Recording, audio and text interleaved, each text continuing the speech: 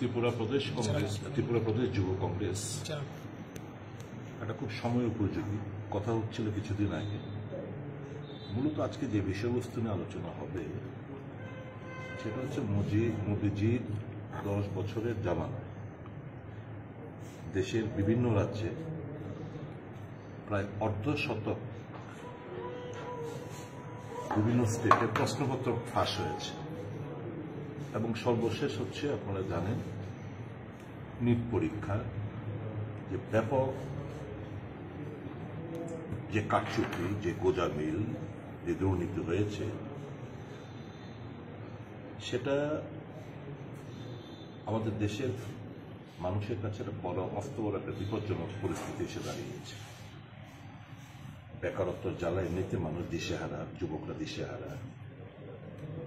সকলকে চাকরি দেবে আমরা সে কথা বলি না, যারাই পাবে এটা ট্রান্সপারেন্সি থাকা দরকার।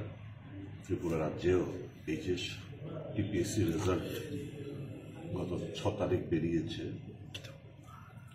কম্বাইন্ডের, এর মধ্যেও ব্যাপক ব্যাপক দুর্নীতির এবং স্বজন পোষণের কথাবার্তা পরীক্ষার্থীরা আমাদের কাছে বারংবার কথা বলছেন। এরপর রয়েছে আপনার বিশ্বকর্মা যে যোজনা, এটা আপনারা জানেন, এটা প্রশিক্ষণ কেন্দ্রের তালা ঝুলছে, স্টাইপেন্ড পাচ্ছে না, মুখ থুবড়ে পড়েছে।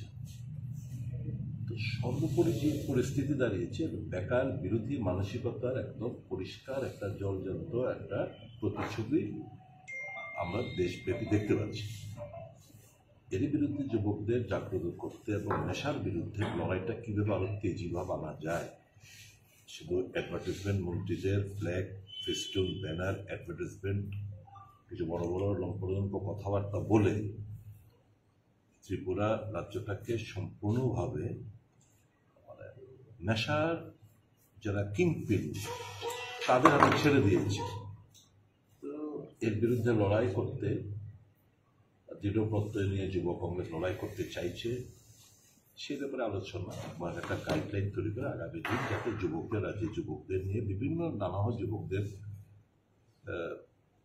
যে কঠিন যে সমস্যাগুলি রয়েছে এইভাবে কীভাবে তাদেরকে সঙ্গে আন্দোলন করা যায়, সরকারকে নাড়া দিতে পারে, সে নিয়ে একটা রূপরেখা একটা তৈরি হবে আজকের এই আলোচনা সভা। দাদা, যেহেতু সামনে পঞ্চায়েত নির্বাচন সামনে ঘনিয়ে আসছে, তো পঞ্চায়েত নির্বাচনে কি আপনারা একাই দল লড়াই করবেন নাকি সিপিআইএম দল বা অন্যান্য যে আপনারা যেরকম ইন্ডিয়া জোটের সাথে অ্যালায়েন্স করেছেন সেইভাবেই লড়াইটা চলবে?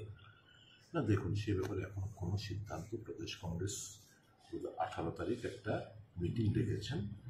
ত্রিপুরা প্রদেশ কংগ্রেস মাননীয় সভাপতি আরও সিনিয়র লিডারদের নিয়ে বসে কর্মীদের বিভিন্ন জেলা, ব্লক স্তরের নেতৃত্বদের, প্রদেশের নেতৃত্বদের সঙ্গে মত বিনিময় করে তারপর একটা সিদ্ধান্ত অবতীর্ণ হবে।